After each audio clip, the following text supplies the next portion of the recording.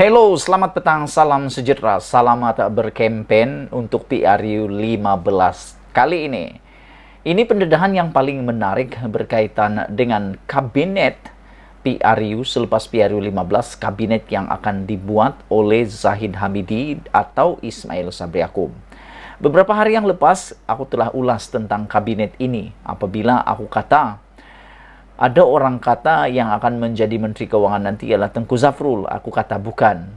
Yang akan menjadi itu adalah Ahmad Maslan. Kerana Ahmad Maslan pernah menjadi Menteri Keuangan, timbalan Menteri Keuangan sebelum ini. Okey, kita tinggalkan tentang itu. Tapi tentang lantikan kabinet. Siapa yang akan melantik kabinet selepas PRU 15 kalau ditakdirkan Barisan Nasional memenangi pilihan raya ini? Persoalan besar ialah adakah Zahid Hamidi ataupun Ismail Sabri Yaakob? Kerana yang beria-ia sangat nak melantik 3 timbalan Perdana Menteri di Malaysia bukan Ismail Sabri Yaakob tapi Zahid Hamidi. Menjadi persoalan, Zahid Hamidi kata dia tak nak menjadi Perdana Menteri. Yang akan menjadi Perdana Menteri ialah Ismail Sabri Yaakob. Walaupun di mana-mana sekarang dicanang oleh pelbagai lapisan masyarakat, netizen kata undi Barisan Nasional bermaksud mengundi Zahid menjadi Perdana Menteri. Walaupun isu ini telah dijawab, telah dinafikan oleh Tokmat dengan menjawab kata Tokmat itu adalah langkah terdesak daripada musuh Barisan Nasional untuk mencari isu bagi melawan ataupun bagi menidakkan Ismail Sabri Yaakob sebagai Perdana Menteri. Dan Tokmat telah kata satu-satunya yang akan menjadi Perdana Menteri yang telah dipersetujui selepas PRU 15 ialah Ismail Sabri Yaakob dan timbalan pula belum lagi diberitahu sesiapa. Tapi ramai netizen kata itu pernah sudah berlaku. Yang menjadi poster boy harusnya menjadi menteri besar seperti di Johor, tapi akhirnya poster boy hanya tinggal jadi poster boy. Jadi tak tahulah. Itu semua hanya boleh dibuktikan selepas PRU 15. Adakah benar apabila undi Barisan Nasional maka mengundi Zahid sebagai Perdana Menteri telah dinafikan oleh Tokmat, tapi kita tak tahulah kebenaran dia sehinggalah PRU 15 selesai dan angkat sumpah Perdana Menteri. Bagaimanapun, ini pendedahan, ini satu ulasan daripada Nazri Aziz yang kita semua pasti kenal. Apabila Nazri kata Perdana Menteri patut putuskan anggota kabinet, bukan Presiden UMNO. Ini masalah besar. Kalaupun Ismail Sabri Yaakob jadi Perdana Menteri, yang dirisaui oleh Nazri adalah apabila kabinet yang dibuat nanti bukan atas kehendak Perdana Menteri Ismail Sabri Yaakob. Menurut Nazri, Presiden UMNO Ahmad Zahid Hamidi tidak boleh memutuskan siapa akan dilantik sebagai anggota kabinet. Jika Barisan Nasional menang dalam pilihan raya, kata Nazri Abdul Aziz, sebelum ini semua Perdana Menteri kita ialah Presiden UMNO, tetapi kali ini berbeza, katanya. Dan Zahid tidak boleh paksa anggota parlimen tanda tangan semua hak untuk memutuskan menteri kepadanya atau tanda tangan supaya Perdana Menteri akan datang memberikannya hak untuk melantik siapa yang dia fikir patut jadi Perdana Menteri. Ini hak Perdana Menteri, bukan Presiden UMNO. Ini perlu difahami. Lebih baik tahu undang-undang. Dia tidak tahu undang-undang, katanya kepada Malaysia Kini. Anggota Parlimen Padang Rengas yang enggan bertanding lagi itu mengulas mengenai dakwaan calon-calon BN diminta menandatangani surat aku janji. Nazri bagaimanapun tidak dapat mengesahkan sama ada benar atau tidak dokumen sedemikian. Sebelum ini terdapat dokumen yang menghendaki calon memberi kuasa kepada Zahid untuk memutuskan kedudukan dalam kabinet.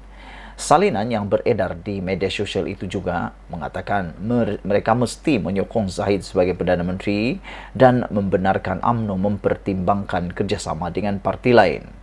UMNO menyifatkan dokumen itu sebagai palsu. Aku pun setuju dokumen itu ialah palsu. Tapi hati-hati dengan apa yang berlaku dalam politik Malaysia. Kerana di dalam politik Malaysia semuanya bakal boleh jadi benar. Berita palsu selalu dinafikan, bahkan kabar-kabar angin selalu jadi kabar angin dan akhirnya hujung-hujung boleh jadi berita benar pula. Nah, itu dia. Berhati-hati kita dengan kabar-kabar angin. Karena banyak sudah bukti kabar angin boleh jadi kebenaran. Itu dia, saudara-saudara sekalian. Aku pun setuju bahwa Perdana Menteri lah yang patut melantik kabinet, membuat kabinet, bukan presiden mana-mana parti. Siapapun yang akan menjadi Perdana Menteri nanti, dialah yang akan patut melantik kabinet. Kerana kalau tidak, bermakna Perdana Menteri itu hanya menjadi boneka semata-mata. Buat apa ada Perdana Menteri kalau orang lain yang menentukan keputusan, orang lain yang menentukan sesuatu keputusan. Kita mahu Perdana Menteri yang benar-benar boleh membuat keputusan, bijaksana, tegas, dan mempunyai credibility, kebolehan, dan boleh memandang masa depan yang cerah. Sekian dulu untuk kali ini. Jangan lupa tinggalkan komen Anda, tekan butang subscribe. Malaysia kita punya, kita juga sama-sama cintai Malaysiaku. Bye-bye. Selamat petang, salam sejahtera. Menjelang keputusan PRU tidak lama lagi kita akan ketahui. Ini satu pendedahan daripada Perlis yang mungkin membuatkan Zahid makin hari makin stres. Apa yang terjadi?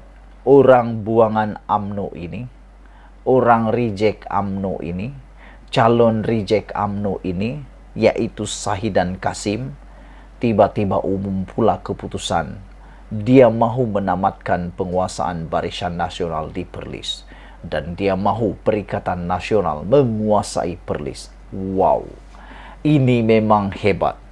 Shahidan cuba menghancurkan penguasaan BN di Perlis.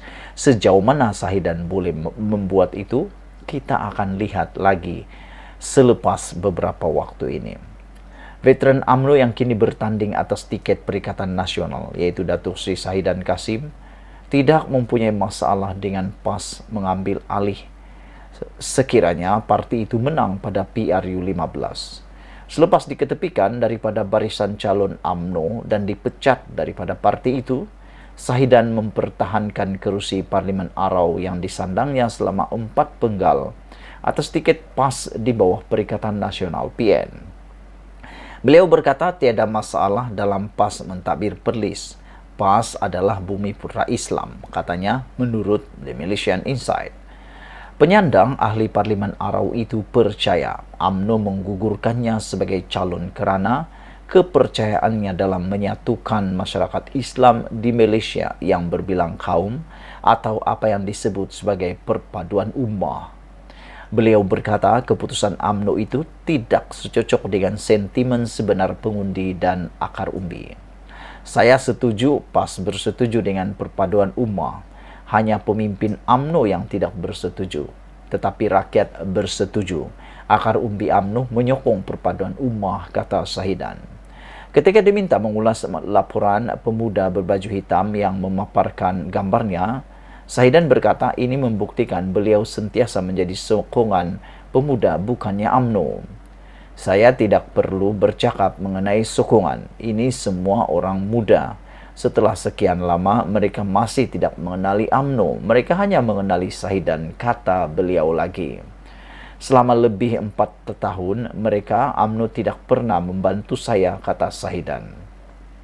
Matlamatnya pada PRU 15 adalah untuk menamatkan penguasaan Barisan Nasional BN di Perlis dan agar negeri itu mengikut jejak langkah Kedah, Kelantan dan Terengganu untuk dikuasai oleh PAS.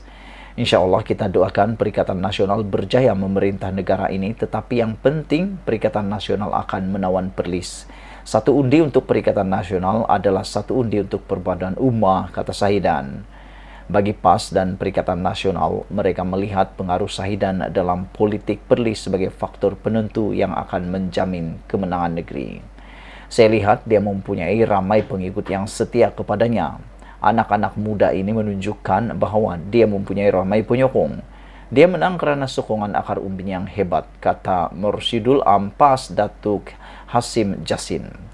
Perikatan Nasional perlu memenangi sekurang-kurangnya 8 kerusi untuk membantu kerajaan negeri membentuk kerajaan negeri dan mereka yakin 6 kerusi dengan 2 lagi bergantung kepada pengaruh Shahidan.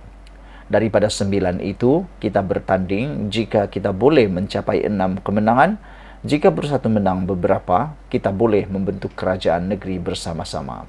Kita kalah di Dun Simpang 4 pada PRU 14, tetapi kali ini orang Sahidan akan bantu kita menang. Di kawasan Kangar dan Padang Besar, saya percaya kita boleh menang beberapa lagi kerusi Dun. Tidak mustahil untuk membentuk kerajaan selepas itu, kata beliau. Itu dia saudara-saudara sekalian, apa yang didedahkan oleh Sahidan, apa matlamat Sahidan Kasim ini membuatkan Zahid Hamidi stres, membuatkan Zahid Hamidi makin sakit kepala, makin sukar untuk menang di mana-mana negeri. Perlis yang menjadi kubu kuat Barisan Nasional, adakah akan tumbang gara-gara Sahidan, gara-gara pengaruh Sahidan Kasim? Kita tunggulah nanti. Sebelum kita berpisah, aku mohon kepada semua penonton, tinggalkan komen Anda tentang isu kali ini. Adakah Anda yakin Perlis akan berjaya ditawan oleh Perikatan Nasional kerana adanya pengaruh Sahidan Kasim?